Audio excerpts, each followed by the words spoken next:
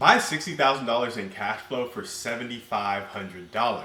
Secure a loan from the SBA with just 10% down and acquire this online jewelry store. The purchase price is $75,000. The down payment would be approximately $7,500, leading to a debt of about $67,500.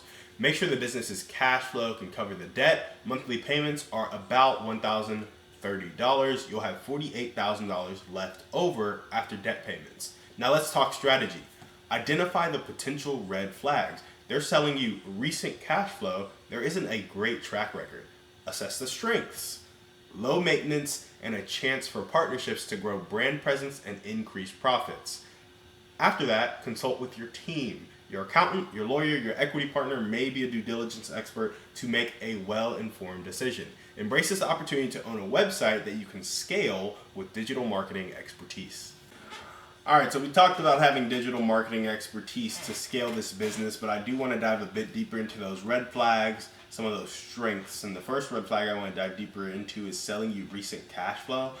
I would have to double check, but you want to make sure that this business has been around for a while, that cash flow is consistent, and then you want to know the factors that can affect that cash flow. For example, if this owner leaves and they have a personal brand attached to this website that has been generating all the traffic, is that personal brand going to come with the business purchase? Doubtful at the $75,000 ticket price. So how are you going to drive traffic? If they've just been doing ad campaigns to drive traffic and they have horrible SEO, maybe you know how to do some SEO. Maybe you know how to pick up that traffic. Or maybe you know how to use some offers to sell more jewelry. But what affects the cash flow and what has caused the recent spike in cash flow? Because I don't think they've been at $5,000 a month in cash flow for that long. So I would just ask about those few things, because recent cash flow, it is hard, and they may be projecting for the value of the business some. Now it is sold at like a 1.25x multiple probably, and so it is a pretty low multiple for sure.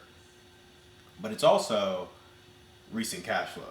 And so if you had a 2-year track record of $5,000 a month and $60,000 in cash flow, and you stagnated, that would be fine. Or you had consistent 10% growth for the past 3 years up to $5,000 a month, and now you've had 4 to 5 months, 6 months of $5,000 a month, and you know exactly why.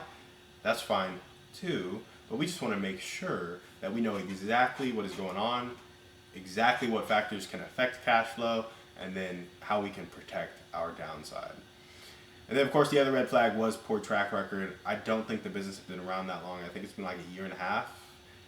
And these online businesses, they can just kind of come and go, and you can pump a bunch of ads towards them and make cash flow. But I really want to look at the statement like, hey, how are you getting this cash flow? Is this organic traffic? Are you paying for it? What is actually going on? Because, you know, the debt on this would be $1,000 per month, and you'd be making $5,000. So it's a pretty good buy, especially if you can scale it.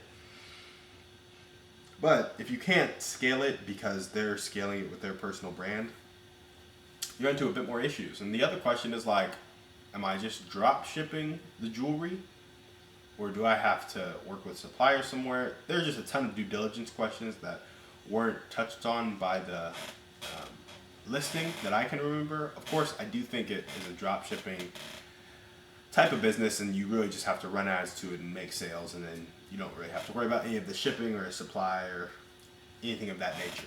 Of course, I say that, but then it's like if a big company fails, you're the one who has to answer for it because you made the sale.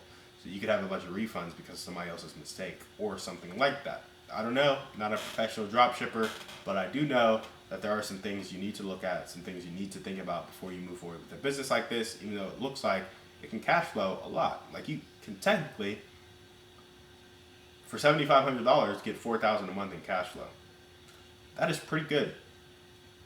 That is pretty good. And if you know digital marketing, you could probably get that $4,000 a month in cash flow to $8,000, $10,000, $20,000, $30,000 a month fairly easily of just putting ads, running ads, and doing your thing. So it's a good buy if you know what you're doing. If you don't know what you're doing, take heed, because the small businesses are the ones that fail.